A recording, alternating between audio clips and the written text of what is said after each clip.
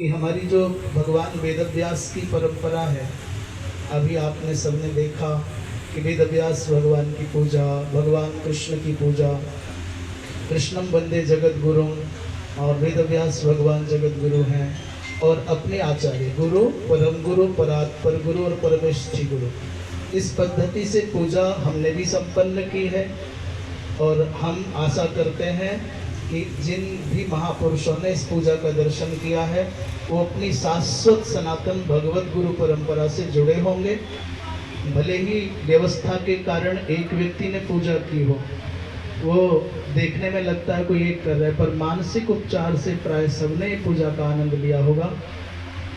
तो इन्हीं की पूजा में वर्तमान की पूजा है, जो अपने भगवत परंपरा, अपनी आचार्य परंपरा, अपनी गुरु परंपरा, मान लीजिए शरीर तो एक दिन है एक दिन नहीं रहना है, और गुरु सत्व है, गुरु तत्व है, गुरु सिद्धांत है, वो शाश्वत बने रहने हैं। इसलिए आप देख रहे होंगे कि यहाँ पर पूज्यपाद अनंत श्री विभूषित मध्य में ब्रह्मानंद सरस्वती जी महाराज, उनके शिष्य पूज्यपाद धर्म सम्राट स्वामी करपात्री जी महाराज, उनके शिष्य पूज्यपाद वीरव्रती श्री प्रबल जी महाराज और पूज्यपाद धर्म सम्राट जी महाराज की चरण पादुका। आज के दिन हम अपने पूज्य सदगुरुदेव भगवान पूज्य श्री स्वामी विश्वनाश्रम जी महाराज के चरणों में कोटि कोटि वंदन करते हुए, ये जो शब्द हैं, ये जो विद्या है, ये जो बोलने का साहस है, सुनकर के लोगों को लगता है कुछ अच्छा, तो इसमें हमारी अपनी कोई विशेषता नहीं, इसमें हमारे पूज्य गुरुदेव की कृपा है। हम आपको मैंने शपथ पूर्वक कह सकते हैं कि हमको एक अक्षर बोलना नहीं आता था। हम इस योग्य कभी नहीं थे कि हम कोई वक्तव्य दे पाएं, कोई लेखन कर पाएं।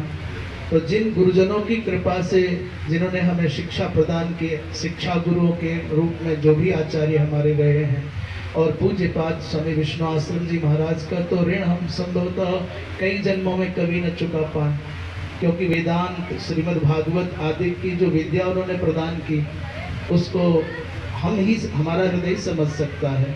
पूज्यपाद वीरव्रती श्री प्रबल जी महाराज, जिन्होंने ब्रह्मचर्य आश्रम में हमारा प्रवेश कराया, तो हम अपनी समग्र गुरु परंपरा के चरणों में कोटि कोटि वंदन करते हुए आप सबसे भी अपेक्षा करते हैं, जिन भी जीवन में जिनसे भी कुछ सीखा हो, जिनसे भी कुछ पाया हो, उनके प्रति सदा कृतज्ञ रहिए, श्रद्धावनत रहिए।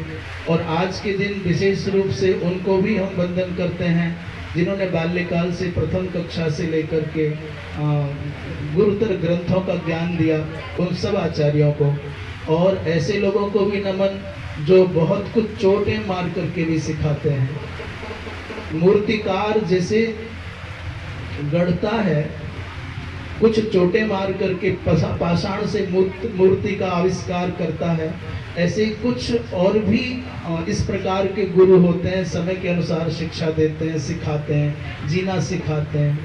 तो उन सब निंदा के ब्याज से, प्रशंसा के ब्याज से, चोटों के ब्याज से, आक्षेपों के ब्याज से, जो भी जीवन में जीने का ढंग सिखा रहे हैं, जो भी संसार में रहते हुए भगवान की ओर चलने की प्रेरणा दे रहे हैं, वो वर्तमान के शुभ चिंतक, हर भूतपूर्व शुभ चिंतक, अभूतपूर्व शुभ चिंतक, सबको वंदन, सबको नमन।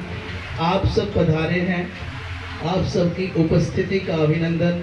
हम सत्य बताएं, आप इनकी पूजा करोगे, यही पुष्पार्पण करोगे, यही अपनी श्रद्धा, अपनी प्रणति निवेदन करोगे, तो भगवान तक पहुंच जाएगी। यहाँ माने जो हमने पूजा की है, हम भी आपके जैसे ही हैं, हम में आप में देह दृष्टि से कोई फर्क नहीं है। पांच भौतिक शरीर अपने आप में कोई गुरु सत्ता नहीं है, वो जो प्रतीक है।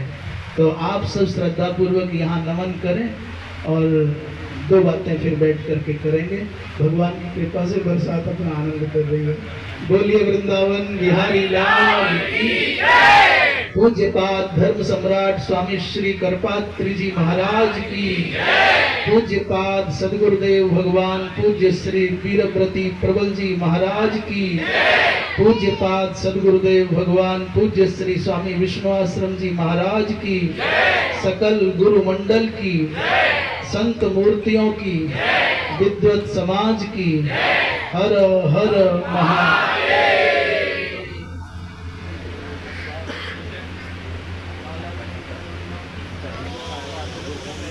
भैया